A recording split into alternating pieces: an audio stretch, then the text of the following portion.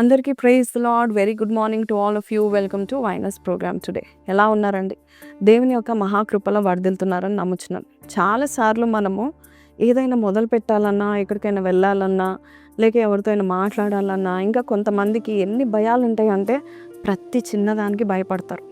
అయితే దావీదు బలవంతుడే. దావీదు గొలియాతును ఎదిరించాడు. కానీ ఆయన కూడా ఎన్నో భయాలున్నాయి. అందరూ భయాలను చెప్పుకోరు కదా, కానీ దావీదు చెప్పుకుంటాడు. నా భయాలున్నాయి, కానీ నా భయాలన్నిట్లో నుండి విడిపిస్తాడని చెప్పుకుంటారు. సో ఈరోజు ఆ వాగ్దానం మీద 34 కీర్తన 4 వచనము. నేను యెహోవా యొద్ద విచారణ చేయగా ఆయన నాకు ఉత్తరం ఇచ్చెను. నాకు కలిగిన భయములన్నిట్లో నుండి ఆయన నన్ను తప్పించను. ఎవరు చెప్పుకుంటారండి? ఎవరైనా వారి విక్టరీస్ రాసుకుంటారు. వారి డైరీస్లో కానీ జర్నల్స్లో ఎవరైనా చూస్తే బాగోదని వారి విక్టరీస్ రాసుకుంటారు. కానీ దావీదు మనం చూసినట్లయితే హీఈస్ రైటింగ్ హిజ్ ఫియర్స్. ఆయన భయాల గురించి రాస్తున్నాడు. కానీ ఎంత చక్కగా చెప్తున్నాడంటే, నా కలిగిన భయములన్నిట్లో నుండి దేవుడు నన్ను విడిపిస్తాడు. కొన్నిట్లో కాదు, అన్ని భయాలు. నీకు తెలుసా, మనిషికి భయాలు ఎన్ని ఉంటాయి? ఒక్క మనిషికి కనీసం 3 కానీ 4 కానీ దానికంటే ఎక్కువ భయాలు ఉంటాయి. నాకు పాములు అంటే భయం, కొంతమందికి చీకటి అంటే భయం, కొంతమందికి హైట్స్ అంటే భయం, కొంతమందికి ఎవరైనా గట్టిగా మాట్లాడితే భయం, కొంతమందికి డాక్టర్స్ అంటే భయం, కొంతమందికి ఇంజెక్షన్స్ అంటే భయం. నాకైతే ఎంత బలవంతురాలనైనా కూడా, నాకు లోపల ఎంత బోల్డ్నెస్ ఉన్నా కూడా నాకు ఇంజెక్షన్ అంటే భయం, ఆ సూది చూస్తే భయం. సో కొంతమందికి భయాలు ఉంటాయి. నాకు కూడా ఉన్నాయి, దావీదు కూడా ఉన్నాయి భయాలు.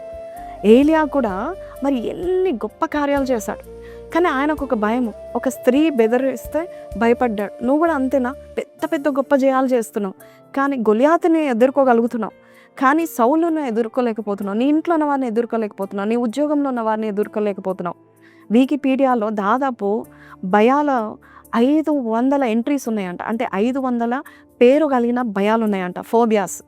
సో యాక్రోఫోబియా అంటే వాటర్ అంటే భయం, హైట్ అంటే భయం, అలాగా 500 పైగా ఉన్నాయంట.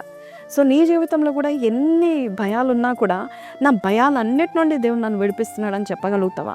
దావీదు చెప్తున్నాడు. ఒక ఆకీష్ అనే ఒక శత్రువు దగ్గరికి వెళ్ళినప్పుడు పిచ్చోడ్లాగా నటించాడు. ఎందుకంటే భయం. కొన్నిసార్లు మనము భయానికి ఎంత పిచ్చోలుగా నటిస్తామో, ఎంత పిచ్చి పిచ్చిగా చేస్తూ ఉంటాం. కొన్ని విషయాల్లో ఎంత భయపడతామంటే మనుషులకు భయపడతాం. మనము ఏదైనా ఎదుర్కొంటాం, కానీ మనుషులకు భయపడతాం.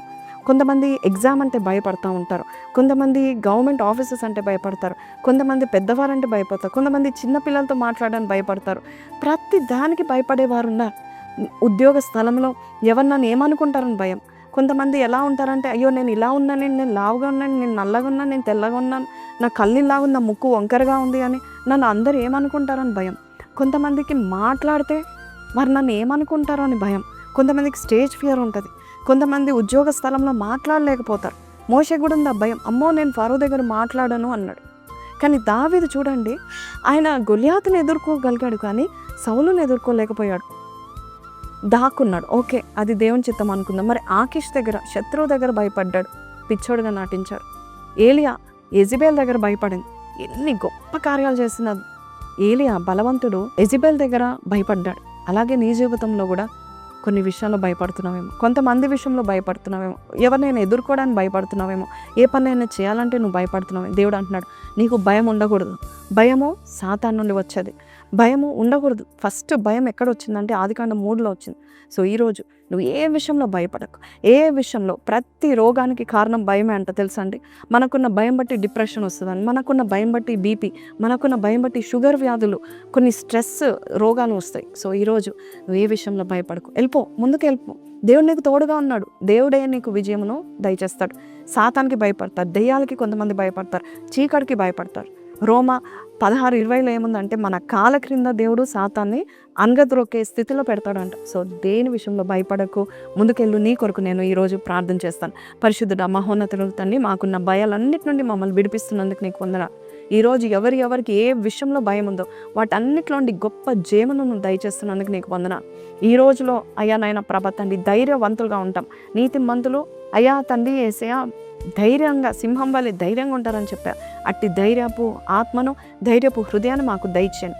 ప్రతి భయం నుండి విడిపించి అయ్యా ముందుకు వెళ్ళే భాగ్యం దయచేయండి. వారు ఎవరిని ఫేస్ చేస్తున్నారు, ఈరోజు ఎక్కడ తిరుగుతున్నారు, ఎక్కడికి వెళ్తున్నారు, ఎవరి దగ్గర నిలబడుతున్నారో అక్కడ ఎల్లానైనా ప్రభా వారికి విజయమును దయచేస్తామనే ధైర్యంతో ముందుకు వెళ్ళటకు సాయం చేయమని యేసు పరిశుద్ధ నామంలో అడిగి వేడుకొంచున్నాం తండ్రి, ఆమేన్. సో ప్రైజ్ లార్డ్ అండి. విన్నాం కదా, బైబిల్లో ఎక్కువసార్లు రాయబడింది మాట ఏంటంటే డు నాట్ ఫియర్, భయపడకు అని. సో దేవుడు పాత నిబంధనలో నూతన నిబంధనలో భయపడకని రాశాడు. కాబట్టి ఈరోజు ఏ విషయంలో భయపడకు, ముందుకు వెళ్ళిపో. ఎవరి దగ్గర నిలబడినా నువ్వు ఖచ్చితంగా విజయం పొందుకుంటావు. సో కింద రాయండి, I will not fear because victory is mine అని రాయండి. May God bless you.